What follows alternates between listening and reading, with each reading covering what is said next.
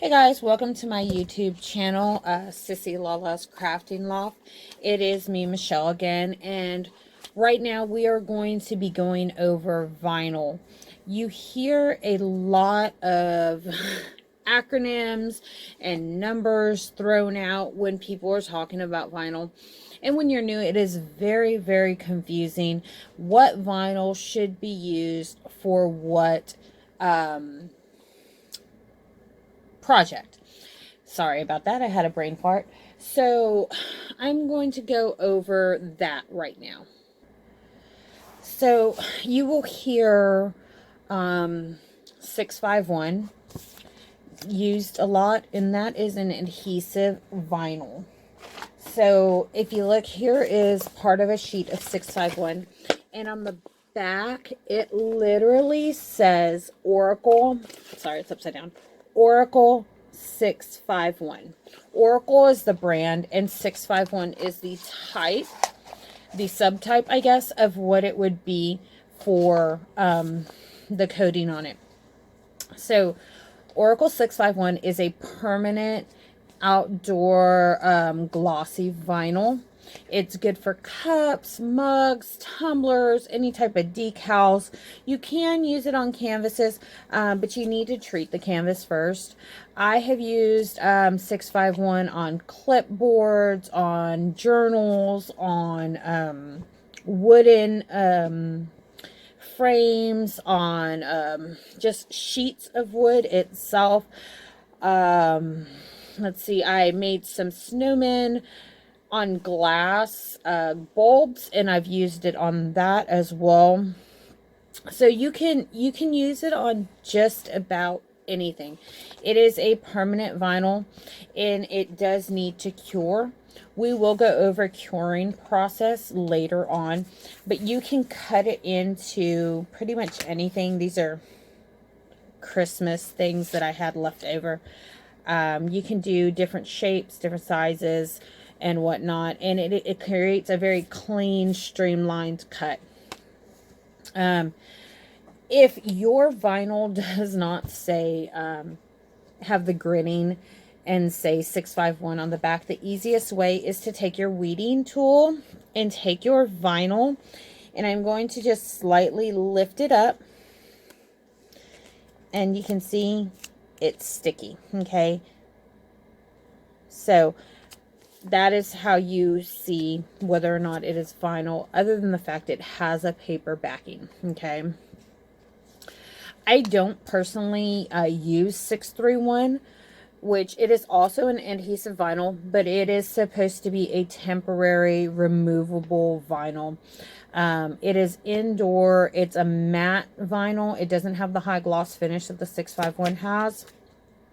And it's good for wall decals, mugs, and cups that you're going to use under epoxy. We will talk more about epoxy later on, but that you have to seal the 631. Personally, they cost the same, so I just always use the 651. Heat transfer vinyl, or HTV. Okay, it will have a very, very high gloss side and a very not high gloss side. So I have a smaller piece. You can see how much glossier it is than the back, and this is on all of them. Okay, and that is because this high gloss side is your carrier sheet, and this is what will actually adhere to the product that you are transferring it onto. It has to adhere through heat. Okay, it is a iron-on vinyl, or a heat press vinyl, or an easy press vinyl, whatever it is that you have, but it has to adhere through heat. And you also hear easy weed, stretch, and flock, and glitter, things like that, of that nature. I have some of my flocking one right here, and I'm just going to kind of lift the carrier sheet a little bit and just kind of pull up that corner let's see. It is very thick, and you can see how it has that residue on it. That is from the flocking, because it's that velvet flocking on it. That was just a little corner I wanted to show you guys. Your heat transfer vinyl. Everybody asks, I've seen it at least 10 times tonight. Help, how do I know, how do I transfer my HTV onto my project if I don't have a transfer sheet? So I'm going to lift it up. Remember I told you the back, the high glossy part, is the transfer sheet. So when you're weeding, you'll actually cut your material. And this right here is, say this was excess and this was not, okay? You would actually weed all of this excess, and you would be left with a design on the carrier sheet. You would leave that on it, and you would heat press that design onto your fabric project. I use HTV. I've used it on a wooden cutting board that was simply for decoration. I have used it on my reverse canvases, which we're going to do one of those projects later on. I've used it on hats. You can use it on bags. It's perfect for shirts that don't have a high stretch. If you have a high stretch, you are going to want to get a stretch vinyl. I've noticed mine do say Sizer Easy Weed Stretch. So that is something that you want to see. If yours do not come in when you order them and they do not say stretch, I would suggest only ordering stretch HTV and putting it in a separate place, so that way you do not get it mixed up. So it's, your stretches are going to be for your high stretch fabrics like your lycra, your spandex, things like that, of that nature. So another thing that you're going to need to know is printed HTV. Okay, so see, this is printed HTV, which is a printed heat transfer vinyl. Okay, this right here is a printed Oracle 651. Okay, so it is a printed regular adhesive vinyl. And you can tell the difference with the paper backing. This is adhesive. This is what you use for your adhesive stuff. So this vinyl, very, very important. When you cut it differently than you would your regular HTV. So you guys might want to grab a pen and piece of paper for this one. When you're cutting your HTV, you will put it shiny side down, so the shiny side will be face down on the mat. Okay, you set your machine to iron on, or you go to the custom setting, and there's several different iron on settings. So if you're using glitter iron on, you'll set it for glitter iron on or flock iron on and so forth, but you're going to set it for iron on. It will perform what is called a kiss cut. It will cut very lightly because the HTV is not as thick as your regular 651. So it will cut only this. Okay. I always make sure to have a corner free whenever I cut my HTV. So when you pull it up, here's a project that I've already done that's actually cut. Okay, you cannot really see the cuts that well. You can see them And a lot of people try to weed on the shiny side. You do not. You weed on this side, okay? So what I'm going to do is I'm going to weed it real quick for you so you can see. So I'm going to set the phone down real quick and adjust it so you can see. So I have my weeding pen here. And what you do is I go to a corner and just gently pull it up, okay? And let me grab my tweezers.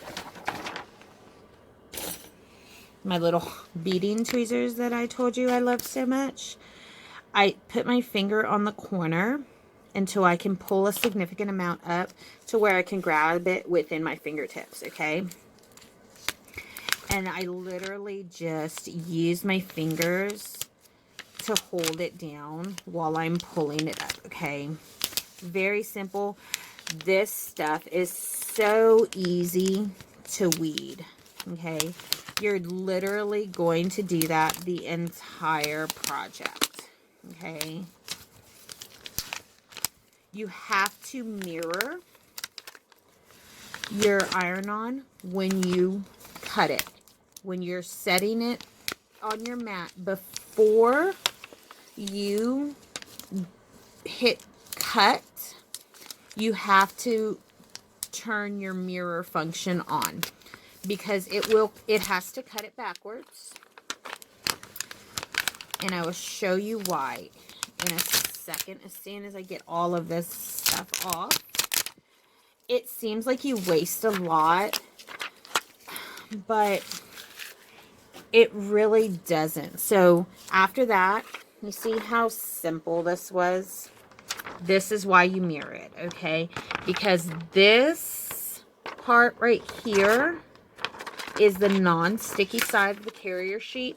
You're going to place it sticky side down onto whatever fabric you're working with, and you will heat press it sticky side down. I'm going to go ahead and finish weeding the middles, and it's very easy. You just gently pull it up. I pulled the wrong thing, but these are so easy because you don't really mess up nearly as much, except for the fact that I pulled the big part of the L. And literally, if you do that, you just re-stick it down onto the carrier sheet. You don't, it's harder to make a permanent mistake with heat transfer vinyl than it is with the adhesive vinyl. You just want to make sure you get all the vinyl off of the carrier sheet and that you weed everything out properly. And weeding is a term that what you're doing is removing the excess vinyl that you do not need from your design. So any of the middles of your O's, your G's, your D's, oops, sorry guys, your A's and whatnot, that's what you're weeding out, okay? Very, very simple to weed, okay? And this is the back, but since it's on the phone, it's easier to see. It says Willie Whalen, Johnny and Dwight. And the way I put it, you know, it did the WWJD, and it has the guitar on the bottom. So you just literally put it down onto your fabric. You apply your heat and your pressure, and you will always hot peel your regular HTV. Your regular HTV and your stretch HTV is a hot peel, and your like your glitter HTV, you can do a warm peel, but your holographic, it is, and your metallics are a cold peel. Your pattern is a cold peel. Now, personally, when I peel, I save the carrier sheet and I put it on the back of some of my the backing that my, I have some right here actually, that my Oracle came on. I have a pile of carrier sheets that were already from my solid color heat transfer vinyl, and that's what I'll use on my pattern vinyl. Some of your vinyl supplies online will charge you extra for a carrier sheet because you don't mirror your pattern vinyl. You cut it normally and you do pattern side up, and you weed it like you normally would, and you will put a carrier sheet over it, and you'll use your squeegee to squeegee out all the air and imperfections, and then you will peel this white backing away from your heat transfer vinyl, your pattern. Let me pull up a little piece here. So you see how it peels away? You will peel this part away and you will be left with your pattern on top of your carrier sheet, and you press it the same exact way that you would your regular vinyl, your regular heat transfer vinyl. Very, very simple ways to do it. Another thing that you're going to hear a lot is transfer paper or transfer tape. Personally, I like to use this. It's Adhesive. I buy it at the dollar store. It is contact brand paper. And I buy it in this roll, and it's 18 inches, and it is 1.5 yards of transfer tape.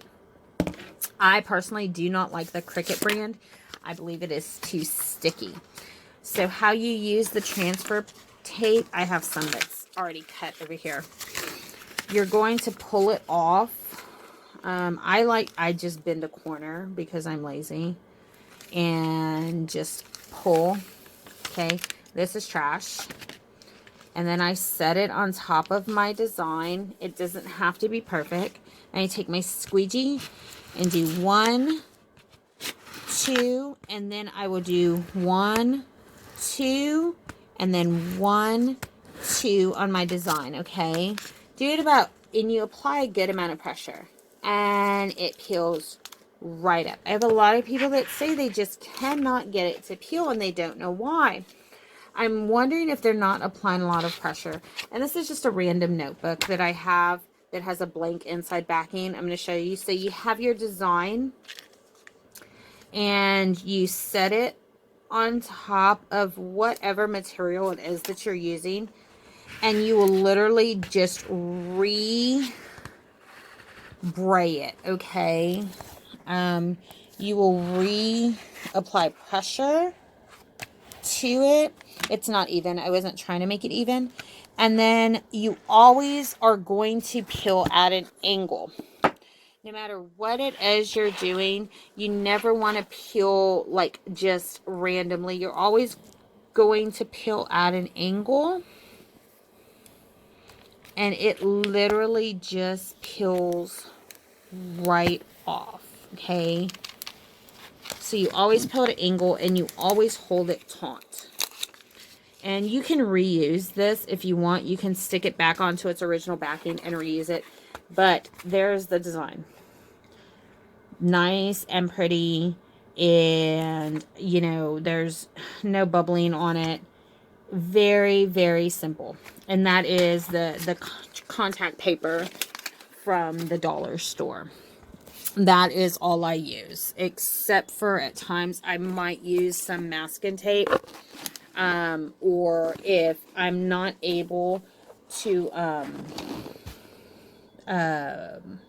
use an adhesive type transfer paper, I will use the the press and seal method, and we'll go over that later in a later video as well. I hope you guys were able to learn some things. If you have any questions or would like to see a specific type of video, go ahead and put it in the comments. Make sure to subscribe. we will be doing some live project videos and some giveaways later on. So please subscribe, and thank you for watching my video. This is Michelle with Sissy Lala's Craft Loft. Have a great day.